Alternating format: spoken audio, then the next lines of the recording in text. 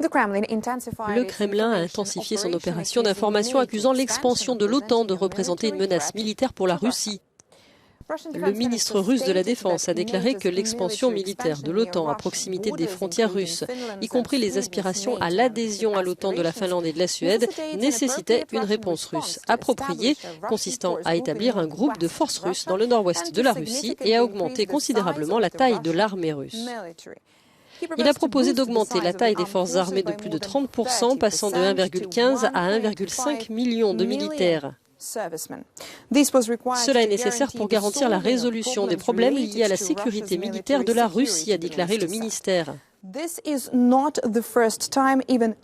ce n'est pas une première. Cet été, il y a tout juste 3 mois, M. Poutine a signé un décret ordonnant d'augmenter les effectifs de 137 000 soldats à partir du 1er janvier 2023 pour atteindre le niveau de 1,15 million. Il a également enrôlé plus de 300 000 réservistes dans le cadre d'une campagne de mobilisation controversée visant à soutenir l'invasion de l'Ukraine par la Russie. Selon l'Institut pour l'étude de la guerre, la capacité nette d'entraînement de la Russie a probablement diminué depuis le 24 février, en partie parce que le Kremlin a déployé des forces d'entraînement pour participer au combat en Ukraine et qu'il y a eu des victimes. C'est pourquoi les forces armées du Bélarus ont probablement joué récemment un rôle important, mais plus discret, dans la formation de milliers de réservistes russes nouvellement mobilisés, déclare le ministère britannique de la Défense.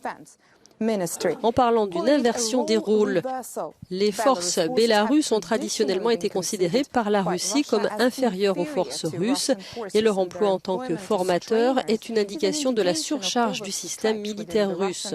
Mais toujours selon l'évaluation de l'Institut pour l'étude de la guerre, il est très peu probable que le Kremlin parvienne à former une force conventionnelle aussi importante dans un délai pertinent pour sa guerre en Ukraine.